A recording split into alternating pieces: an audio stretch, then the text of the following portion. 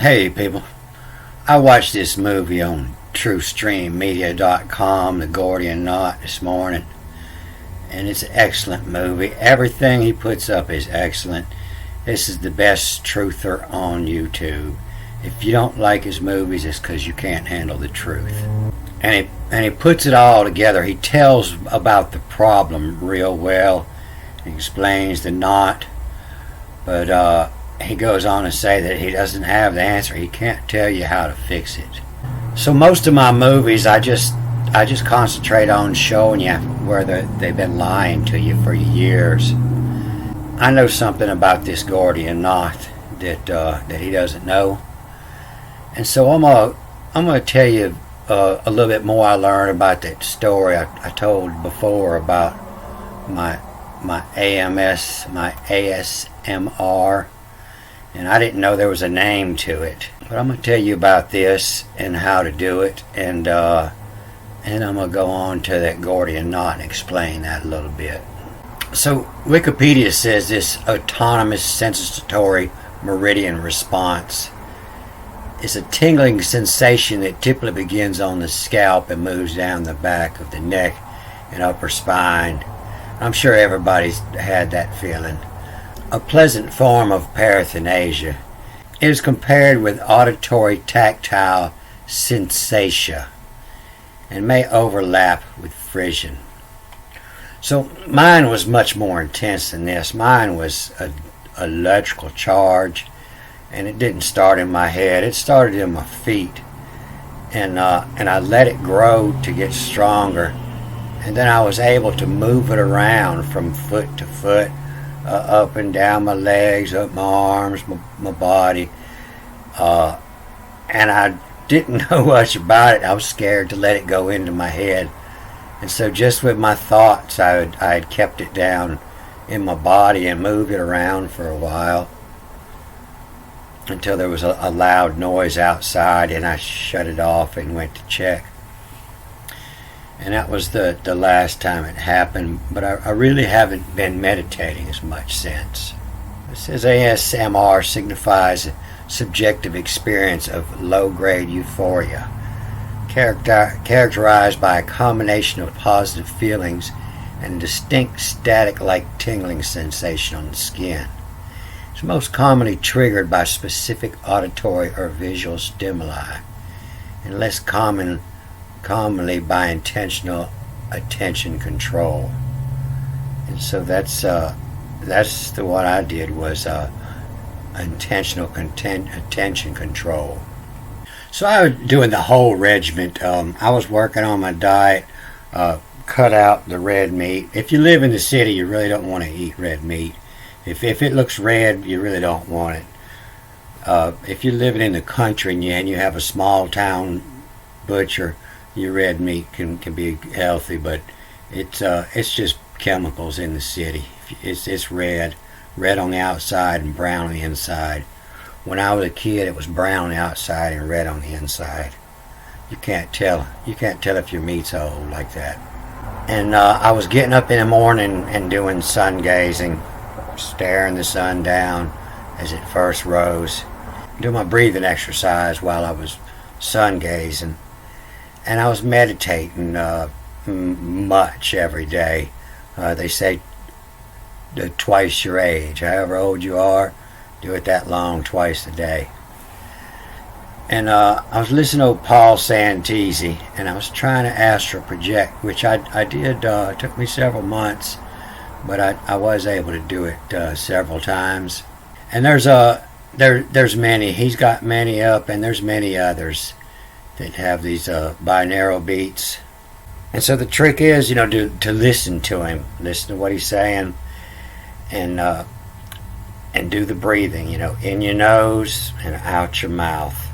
And the idea is you're trying to get your what you call your conscious mind, get it taking care of the things that your unconscious usually takes care of. Usually you don't have to think about breathing. But you start taking care of things that your subconscious usually takes care of, your breathing and your heart rate, and it gives your subconscious a chance to turn loose. So if somebody else has got this, Your subconscious is way smarter than you are. It knows a lot more than you do. And it starts fixing things. And so keep up the breathing exercises, and what you're trying to do is clear your mind of all thought. And the more you try to do that, the more thoughts are going to come into your head. And the best thing I learned about that is if you have a thought in your head, turn it into a feeling. Whatever it is, just think about it, think about how it makes you feel, and then exhale the feeling, blow it on out. If something else comes into your head while you meditate, and do the same thing. Just give it a thought, think about how it truly makes you feel, and then exhale it. It's black air, just blow it out. And if you're having a problem, there's another breathing exercise I learned on one of these, and it's just a different rotation, but it's in your nose, out your nose, in your nose, out your mouth, in your mouth, out your mouth, in your mouth, out your nose. And you're making a cycle, a set cycle, so your conscious mind has to think about it, and it gets your mind off everything else. And every time a thought comes in your head, just blow it out. It's just dirty air. Turn it into a feeling, and then blow out the feeling. And do these meditation exercises, these binaural beats. And when you get there, when you totally got your mind clear, you're going to know it, because all of a sudden you're inside of a whale and you're listening to this whale breathe. You just totally cleared your mind, and now you're inside of your head. You're sitting on a whale's tooth beside your subconscious. And just don't get greedy. The more you ask, the more that your mind's going to activate, and the quicker you're going to come out of it. And so you just sit there and just take it in. Take in what you're learning. Subconscious is going to be telling you stuff, and just take it in. And just don't get greedy and try to use it. And you'll stay there longer. So study about meditation and your chakras. Get all the poison out. Get off the fluoride. Try to save up your sexual energy. Do your sun gazing. Do your breathing exercise. Try to meditate twice a day, however old you are. And we're working on opening that third eye. And that's what gives you the crown. I read about this Gordian knot about 6 months ago. It was in a Greek cyclopedia, and it was showing the Greek and the Hebrew names for parts of a plow. And I had run into it while I was searching for Hebrew words. This is where your word guardian come from. But it told the length of the cord, and what it was used for is to tie the plow to the yoke. And so we got our head stuck in the yoke. And this Gordian knot was, not everybody used it, but these two little pins here, they'll sit in between here, and this knot will lash this down. And what the Gordian knot means, it means that the ends are tucked. It's not that it can't be untied. It means that you got to know how to untie it. After they tie the knot, they would tuck the ends in, and you couldn't see them. It says the yoke is bound to the end of the beam by a thong. It was, I think, a meter long. A piece of leather strap that was attached here. It was always here, and so it wasn't like a Gordian knot. But what they were meaning was just the way that it was lashed on. The ends were tucked, and if you had to know how to find the ends to untie it. The knot is like that tied of Gordius, king of Phrygia, and the ends tucked in after the manner in which a sailor works a Turk's head. A Turk's head looks like this, a Turk's head knot. And this is the same knot. You can make this hole bigger and put it on a pole, and you see it decorated on a lot of naval ships. You'll see them decorate on the bridge. They decorate a lot with rope work. So Alexander's patience wasn't as great as his resources, so he just cut the knot open. You can see more about what this story is about. The Asiatics became fashion since it was habitual with them under the Roman Empire to sell their own children into slavery, a practice certainly very rare among the Greeks, even when they too had become confounded among the mass of subjects of imperial Rome. King Gordius was originally a poor husbandman, upon the yoke of whose team, as he one day tilled his field, an eagle perched and posted himself. Astonished at this portent, he consulted the Telemisian augurs. You know the augurs, that's the priests with that carry the pipe and talk to the birds, to know what it meant. When a maiden of the prophetic breed acquainted him that the kingdom was destined to his family. So when she told him, oh yeah, the kingdom's going to be yours, he espoused her, and the offspring of the marriage was Midas. His son was King Midas. Everything he touched was gold. So the king of Phrygia, they haven't found any king of Phrygia, but in the Hebrew, the word king is milk, M-L-K. And so what you're reading is a story about milk in the fridge. So this is Phrygia here. You find Jerusalem down here and Greeks over here. And this changed hands more than anything else.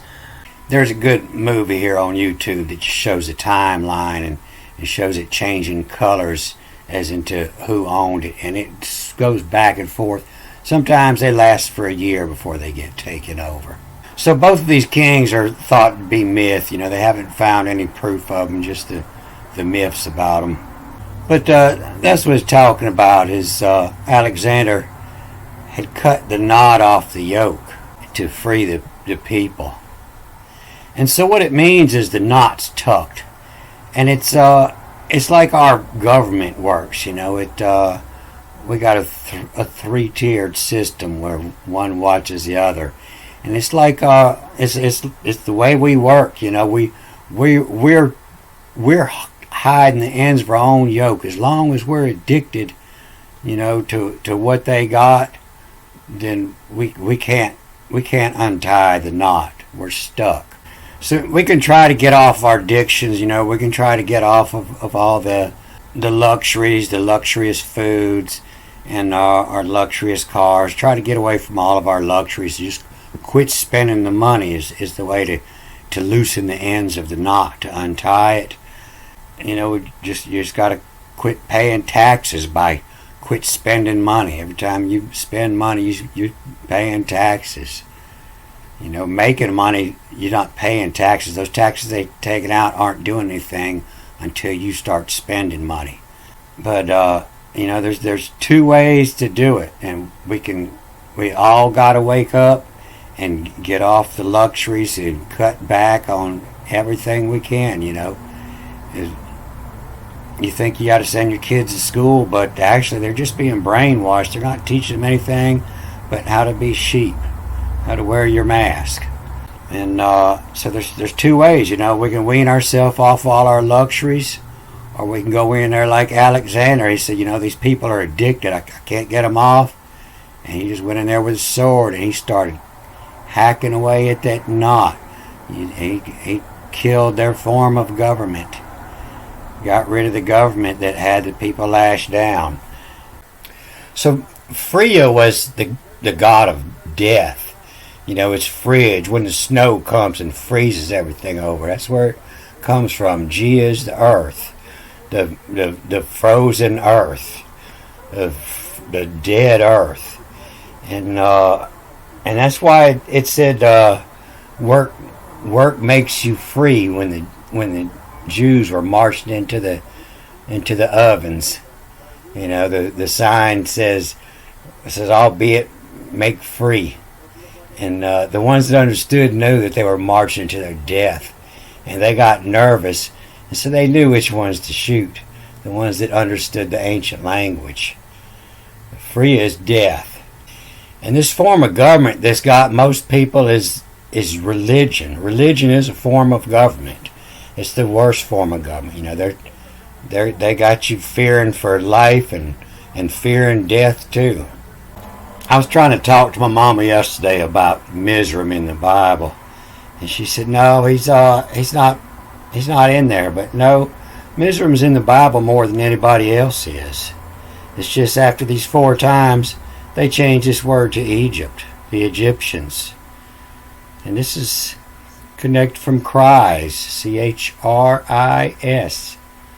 from Chris. That was Christ, was the Egyptians, and that's the one who had the Jews. That was the Egyptians that the Jews had to escape from Egypt. They were escaping from the Christ, and that was the one who had the yoke on them.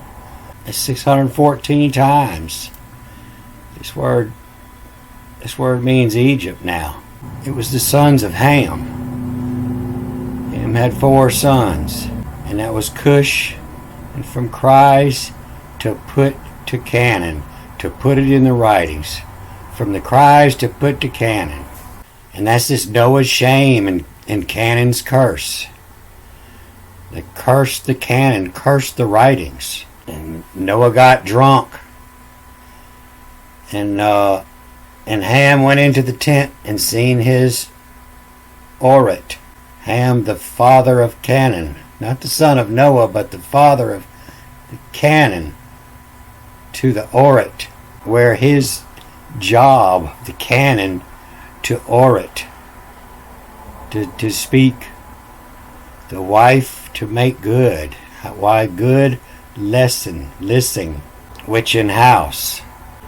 And so the sons of Ham were cursed, and that was, and they're due to be the, and he said, curse Canaan, servant of servants. He should be to his brothers. And may enlarge God Japheth. May he dwell in the tents of Shem. Japheth and Shem shall hang. And may Canaan be your servant. The Canaan. The writings, Obed. The writings, Oved, the sheep. The writings of the sheep, Lemtu. So if you're new here, that's what I do, is I've been working on restoring this ancient language that is closer to the English we speak today. And that's why they killed everybody that knew.